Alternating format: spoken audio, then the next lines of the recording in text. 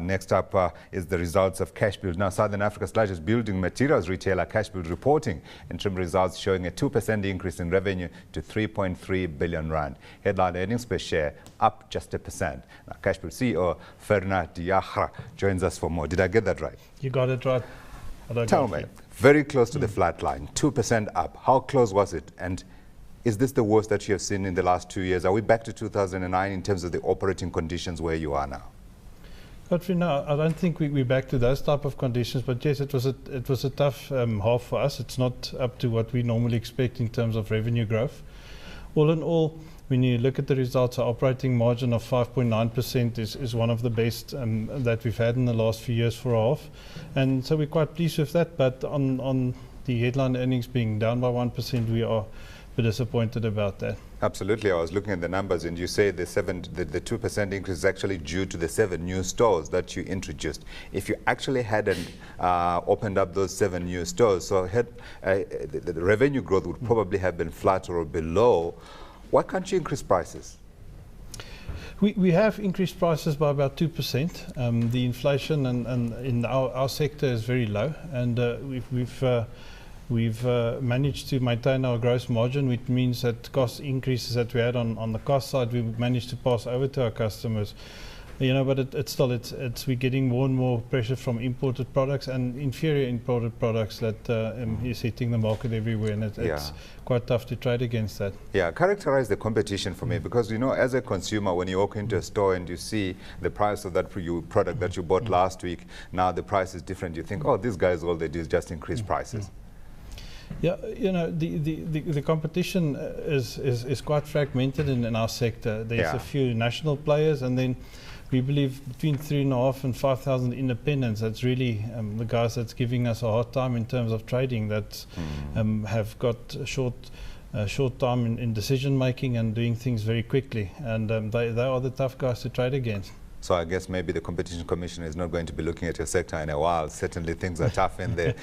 You don't need a policeman checking up on your prices. For sure. Okay, let's talk about store growth, because you added 7 new stores here, and yet in your statement you say that you are potentially looking at increasing your presence across the country. Now in this environment, one would think you want to consolidate and perhaps, you know, maybe shut down a few stores here and there, but here you're saying no, you're actually going to try and see if you can still grow and add more stores. How many, how long, at what cost?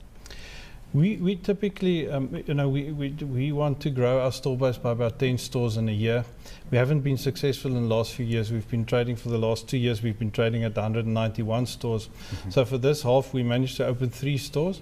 And for the second half, we're looking at 6 new stores, and that will bring us to 200 stores at the end of our financial year come June.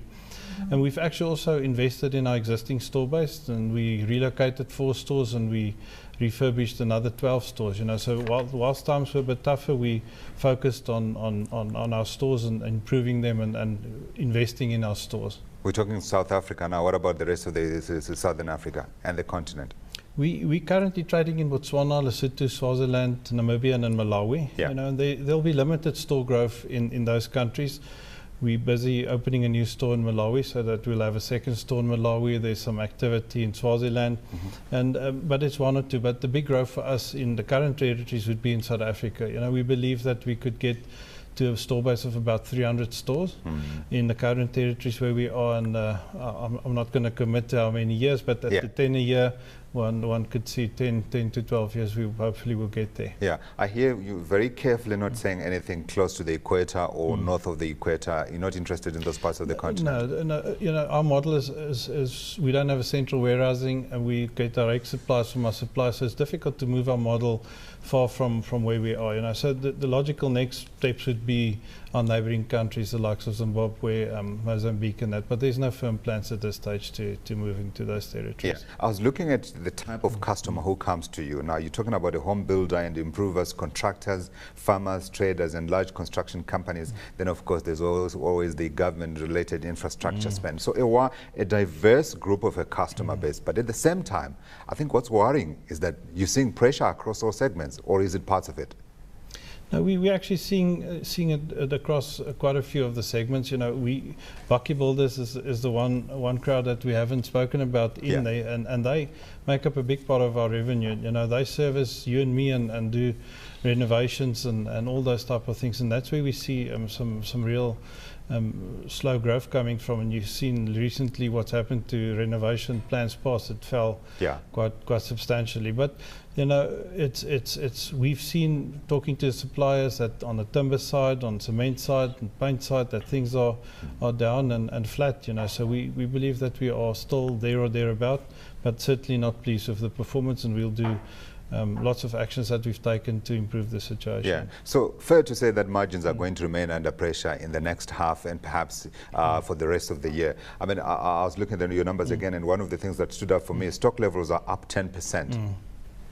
Yeah, that was a planned move from our side. We heading into December, you know, we've never been 100% successful in stocking our stores for the closure when suppliers close later December and early January. Yeah. And you always sit with a stock shortages in some stores in January. So this year we planned it properly, and we stocked up in all the stores and made sure that everybody ordered according to their suggested order quantities. Right. And that's why the increase in the stores. So it's not because of sluggishness and that kind of thing related to demand. What about the stock trading days, up to 70 versus 60 in the prior reporting period? Are you seeing perhaps a deterioration on that front? No. No, you know, we pull statistics of slow-moving stock and all those type of things, and all those statistics are well under control, and there's no issues on that side. So, sum up, if you can, the next quarter for us. How tough are things there, and what strategies are you putting in place to make sure that, of course, those margins remain under pressure, because we've seen inflation is not going anywhere here? You know, just before I started, on the inflation side, we do expect some pressure coming from the fuel prices, and previous gentleman also mentioned some of those issues. But you've seen our first 8 weeks, we were trading 1% below where we were trading the prior year on that front. So it is depressed for us. We're not expecting a good quarter. Although the real pain was in January, we were down there 4.8%, and we're up now in February again to the tune of about 3%. So all in all, the trend is continuing, and we believe it's going to still be a tough quarter for us.